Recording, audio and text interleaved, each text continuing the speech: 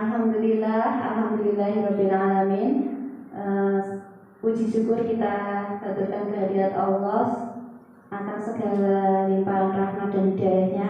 Kita bisa berkumpul di Sabtu ini dalam acara pengimbasan guru penggerak angkatan keempat Kabupaten Sragen di SD Biru Walidain Muhammadiyah. Untuk saat ini saya pengimbasannya akan menyampaikan tentang sosialisasi modul 1. Modul 1 terdiri dari 4 bab, tapi kami akan menyampaikan 2 bab saja, yaitu yang pertama tentang filosofi pemikiran Ki Hajar Dewantara. Terus yang kedua, untuk materi yang kedua yaitu tentang budaya positif. Kita sudah tahu bahwa Ki Hajar Dewantara adalah Bapak Pendidikan Nasional Indonesia.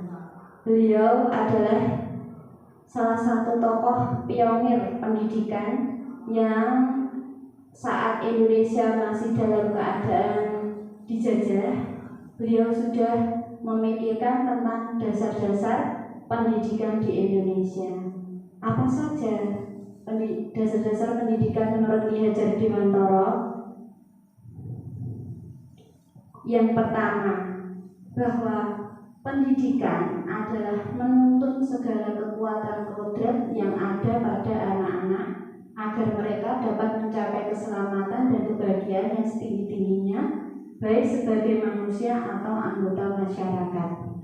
Jadi, pendidikan atau guru itu sebagai penuntun segala kodrat anak. Kodrat anak itu ada 2, yaitu kodrat alam dan kodrat zaman. Kodrat alam itu adalah kodrat yang ada pada diri anak. Kalau kodrat zaman itu sesuai zamannya, seperti itu. Selain itu, pendidik hanya dapat menuntun tumbuh dan hidupnya kekuatan kodrat yang ada pada anak-anak agar dapat memperbaiki lakunya hidup dan tumbuhnya kekuatan kodrat. Jadi guru itu menuntun anak-anak agar bisa sukses dalam hidupnya, seperti itu. Jadi anak punya kodratnya sendiri-sendiri. Ada anak yang bakatnya mungkin di bidang musik, ada anak yang bakatnya di bidang sains, seperti itu. Guru tidak bisa memaksa anak seperti yang diinginkan oleh guru, tapi guru hanya menuntun agar anak itu bisa hidup dan tumbuh sesuai dengan kodratnya masing-masing. Seperti slogan yang sudah kita kenal selama ini, yaitu Ing Ngarsa Suntulodo, Ing Madya Mangunkarsa, dan Tutmuri Handayani. Jadi ini menuntun itu di depan itu memberi contoh, di tengah memberi semangat, dan di belakang memberi dorongan. Dan ini semuanya bertujuan agar selamat bahagia sebagai manusia anggota masyarakat. Maksudnya selamat bahagia itu hidupnya nanti di masa depan itu hidupnya tercapai cita-citanya, seperti itu. Lanjut untuk yang kedua, kodrat anak itu adalah merdeka. Manusia merdeka adalah manusia yang hidupnya lahir atau batin tidak tergantung kepada orang lain, akan tetapi bersandar atas kekuatan sendiri. Maksud pengajaran dan pendidikan yang berguna untuk perkembangan kehidupan bersama ialah memerdekakan manusia sebagai bagian dari peraturan rakyat. Jadinya anak itu dalam sekolah, maksudnya di dalam pendidikan itu diberi kemerdekaan. Maksudnya merdeka itu guru selain sebagai penuntun itu merdeka itu dalam artian tidak terkekang. Jadi bisa saja merdeka itu belajarnya tidak melulu di dalam kelas. Bisa jadi di luar kelas seperti itu. Jadi anak diberi istilah senang untuk belajar, tidak harus di dalam kelas terkongkong harus duduk manis seperti itu. Terus yang ketiga yaitu kodrat anak adalah bermain. Bermain adalah salah satu kodrat anak. Pikiran, perasaan, kemauan, tenaga, cipta, rasa, karsa yang ada pada diri anak. Terus permainan anak dapat menjadi bagian pembelajaran di sekolah ini. Jadi seperti yang tadi yang pertama, kodrat anak itu merdeka. Terus yang kedua bermain. Jadi pembelajaran tidak melulu hanya mendengarkan guru ceramah, bisa jadi dibuat permainan. Karena terutama untuk anak-anak masih usia SD kelas 1 sampai kelas 3 itu masih masanya bermain. Jadi pembelajaran bisa diaplikasikan bentuk permainan, misalnya berpasang musim matematika, berpasangan, nanti tebak-tebakan antar teman, itu seperti itu. Ada permainan congklak, terus permainan gubak sodor, seperti itu. Kalau dulu permainan tradisional. Terus beri pihak pada anak bahwa pendidikan itu bebas dari segala ikatan, dengan suci hati mendekati sang anak, bukan untuk meminta suatu hak, melainkan untuk berhamba kepada anak. Maksudnya berhamba di sini bukan kita nyembah anak, itu bukan. Maksudnya bahwa pendidikan atau pelajaran di kelas itu kita harus berorientasi pada siswa, bukan guru yang menentukan siswa, tapi siswa kita yang harus mengikuti siswa. Kadang anak-anak ada yang memiliki bakat-bakat sendiri seperti itu. Jadinya guru harus anak ini dipaksa seperti keinginan guru, itu tidak bisa, tapi kita juga harus mengikutinya. Ada kejadian itu Ki Hajar Dewantara sedang belajar di luar negeri. Saat itu sedang musim salju, musim dingin. Ki Hajar Dewantara sedang mengerjakan tugas dan anaknya sedang menangis dan mengganggu kegiatan ayahnya tersebut. Akhirnya Ki Hajar Dewantara marah. Anaknya itu disuruh keluar dari ruangan, di luar ruangan, sampai anaknya itu menangis karena apa? Kedinginan, karena itu musim salju. Terus bapaknya itu ketika membentak anaknya, Ki Hajar Dewantara membentak anaknya, terus akhirnya anak ketika tugasnya sudah selesai, Ki Hajar Dewantara baru ingat, ya Allah, kok anakku di luar dingin, dalam keadaan yang dingin. Akhirnya Ki Hajar Dewantara menyesali perbuatannya, terus akhirnya keluar sambil memeluk anaknya, terus akhirnya dia berjanji, kowe bakal tak mulyake saklawase. Jadi selamanya engkau aku muliakan. Jadi maksudnya berbangga pada anak bahwa guru itu harus berpihak atau berpusat pada murid, bukan murid berpusat pada guru. Dasar pendidikan Ki Hajar Dewantara salah satunya itu bukan tabula rasa. Anak bukan kertas kosong yang bisa digunakan atau digambar sesuai keinginan orang dewasa, tapi anak lahir dengan kekuatan kodrat yang masih samar-samar. Jadi tujuan pendidikan adalah menuntun atau memfasilitasi, membantu anak untuk menebalkan garis yang samar-samar itu agar dapat memperbaiki lakunya untuk menjadi manusia seutuhnya. Jadi anak itu sudah memiliki bakat-bakat tertentu tadi. Guru atau orang tua itu yang menebalkan garis tersebut. Selama ini yang kita kenal itu anak seperti kertas putih yang kosong, orang tua yang mencoret-coret, memberi warna, tapi ternyata itu salah. Sebenarnya anak itu sudah punya kodrat, yang kita di kodrat alam maupun kodrat zaman, dan guru harus menebalkan garis-garis tersebut. Dasar pendidikan Ki Hajar Dewantara yaitu budi pekerti. Budi pekerti, watak, karakter adalah bersatunya perpaduan harmonis antara gerak, pikiran, perasaan, dan kehendak atau kemauan sehingga menimbulkan tenaga atau semangat. Jadi budi itu berupa pikiran, perasaan, kehendak atau kemauan. Sedangkan pekerti adalah tenaga. Jadi pendidikan itu adalah untuk menciptakan budi pekerti. Dasar pendidikan KHD yang selanjutnya yaitu petani. Seorang petani dalam hakikatnya sama kewajibannya dengan seorang pendidik yang menanam jagung. Misalnya hanya dapat menuntun tumbuhnya jagung.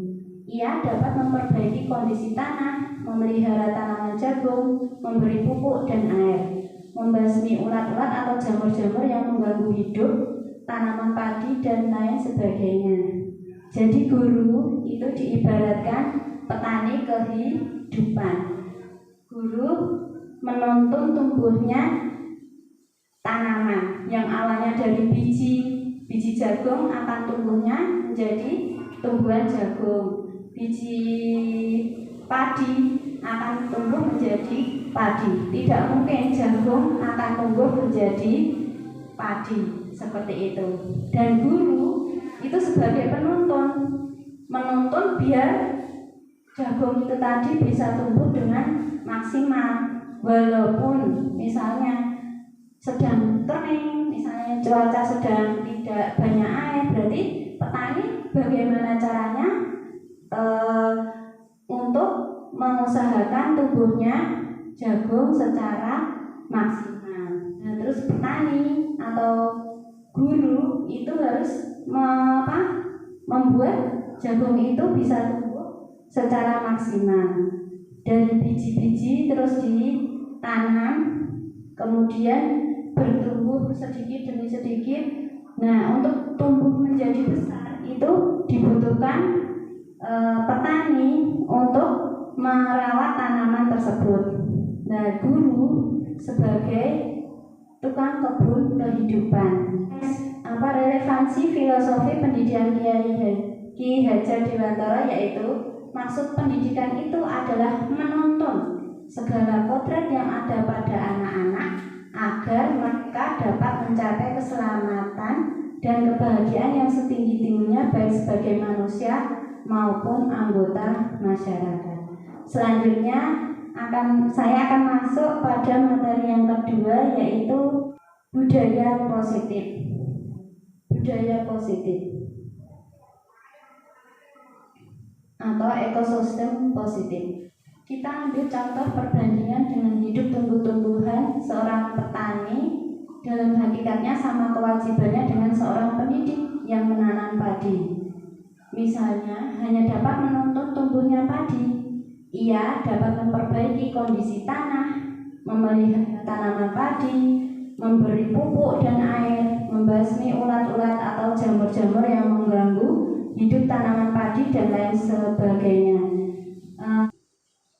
Selama ini paradigma yang kita kenal, murid itu harus mengikuti guru.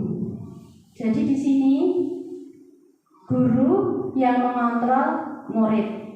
Kritik dan membuat orang akan merasa bersalah, dapat menguatkan karakter.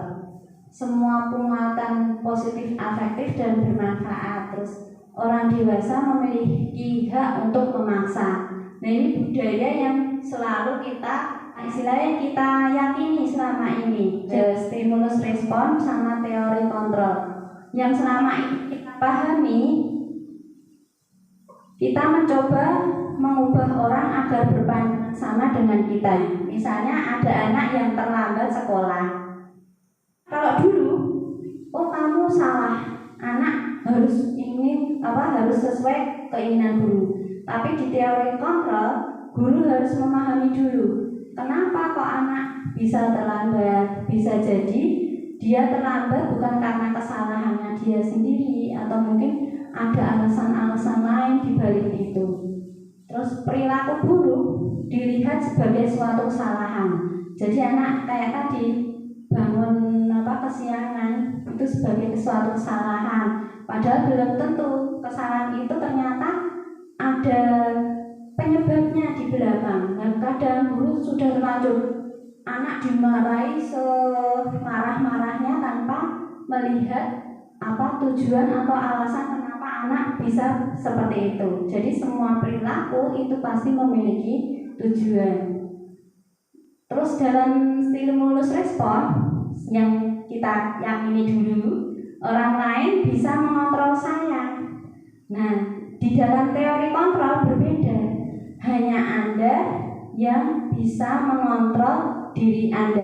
Terus model berpikirnya menang atau kalah. Terus kalau yang teori kontrol berpikirnya adalah menang dan menang. Jadi guru juga bisa puas dan anak juga tidak merasa dihukum seperti itu. Tapi anak dengan kesadaran mengakui bahwa dia perbuatannya adalah salah. Apakah makna disiplin? Disiplin berasal dari bahasa Latin, artinya belajar. Makna asal dari kata ini berkonotasi dengan disiplin diri dan murid-murid Sokrates dan Plato. Disiplin diri membuat orang menggali potensinya menuju sebuah tujuan. Namun dalam budaya kita, makna disiplin berubah menjadi sesuatu yang dilakukan seseorang pada orang lain untuk mendapatkan kepatuhan. Kecenderungan umum adalah menghubungkan kata disiplin dengan ketidaknyamanan, bukan dengan apa yang kita hargai dan pencapaian suatu tujuan mulia. Konsep merdeka. Menurut Ki Hajar Dewantara, merdeka itu tidak hanya terlepas dari perintah, akan tetapi juga cakap buat memerintah diri sendiri. Nah, di sini budaya positif, cara membiasakan budaya positif di sekolah itu ternyata kita membutuhkan yang pertama yaitu peraturan kelas. Kemudian baru dari peraturan kelas menjadi keyakinan kelas. Dan keyakinan kelas akan menciptakan lingkungan yang positif. Dan lingkungan positif akan menciptakan budaya yang positif. Harusnya tujuan disiplin tadi memahami dengan sadar kalau apa yang kita lakukan itu akan sesuai dengan cita-cita kita. Jadi di kelas sebaiknya, ini kemarin saya sendiri di kelas saya juga sudah saya biasakan anak-anak sebelum pembelajaran kita bikin kesepakatan kelas. Ini contohnya ada yang datang tepat waktu, mengucap salam, menjaga kebersihan sekolah, berdoa sebelum dan sesudah kegiatan, aktif dalam pembelajaran. Nanti silakan boleh diaplikasikan di kelasnya masing-masing. Sebelum pembelajaran itu sebaiknya kita bikin kesepakatan kelas. Selanjutnya, nah ini perbedaan hukuman dan konsekuensi. Hukuman itu adalah sesuatu yang menyakitkan, harus terjadi. Kalau ini sesuatu yang harus terjadi. Terus hukuman membuat anak sakit fisik maupun hati untuk jangka waktu lama, sedangkan konsekuensi membuat anak merasa tidak nyaman dalam jangka waktu pendek. Ini kalau hukuman itu anak membenci kedisiplinan, jadi semakin benci karena sengaja. Wah, aku tak ngene meneh wae ben dianu sama ustazah, ada yang seperti itu. Dengan konsekuensi anak menghargai disiplin. Dan hukuman itu bersifat paksaan, berbeda dengan konsekuensi bersifat stimulus dan tanggapan. Terus hukuman mendorong anak untuk menyakiti diri sendiri, sedangkan konsekuensi mendorong anak agar mudah menyesuaikan diri. Hukuman bisa memberikan konsep diri yang buruk dan konsekuensi bisa memberikan konsep diri yang baik. Dengan hukuman, anak belajar untuk menyembunyikan kesalahan, sedangkan konsekuensi, anak belajar untuk mematuhi peraturan.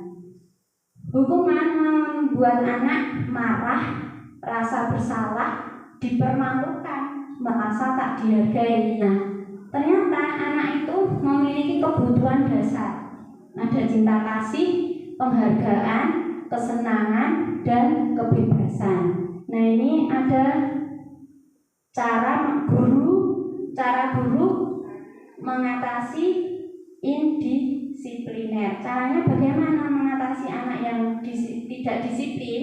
Itu ada 5 posisi kontrol. Nah, posisi kontrol itu ada 5, dan selama ini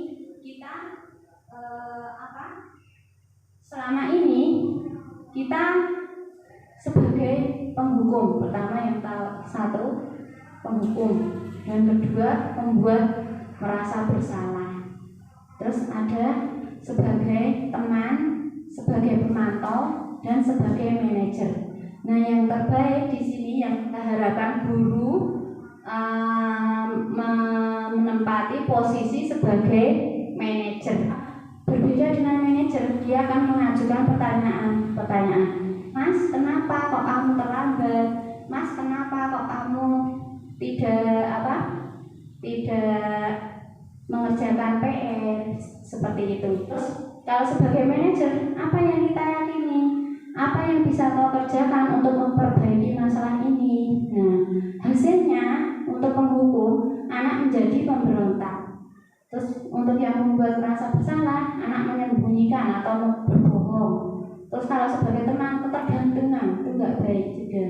Terus kalau pemantau cuma menyesuaikan diri bila diawasi. Jadi guru cuma mengawasi saja, terus anak akan tertib kalau diawasi gurunya. Kalau gurunya tidak ada, dia tidak akan tertib. Berbeda dengan yang manajer, menguatkan pribadi anak. Jadi anak memiliki kesadaran. Restitusi adalah bukan untuk menebus kesalahan, namun untuk belajar dari kesalahan. Restitusi itu adalah cara guru untuk memberi istilah tindakan pada anak-anak yang tidak disiplin, yaitu memperbaiki dukungan, tawaran bukan paksaan, menuntun untuk melihat ke dalam diri, mencari kebutuhan dasar, dan cara yang baik untuk memperbaiki diri. Jadi restitusi fokus pada solusi dan mengembalikan murid pada kelompoknya. Di sini segitiga restitusi itu, jadi kalau ada anak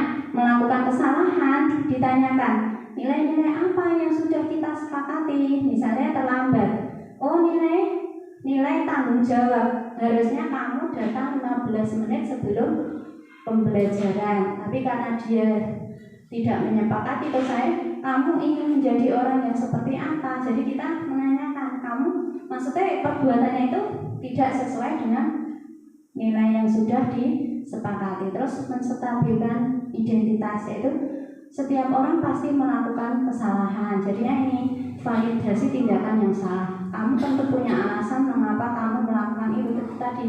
Kamu terlambat pasti ada punya alasan. Dan terus apakah adalah cara yang efektif untuk mendapatkan apa yang kamu butuhkan? Jadi terhadap tindakan yang salah tadi, anak divalidasi agar nantinya tidak mengulangi lagi.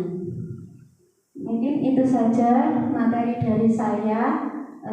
Saya cukupkan sekian. Jadi tadi kita belajar tentang filosofi pendidikan menurut KHD, dan yang kedua tentang budaya positif.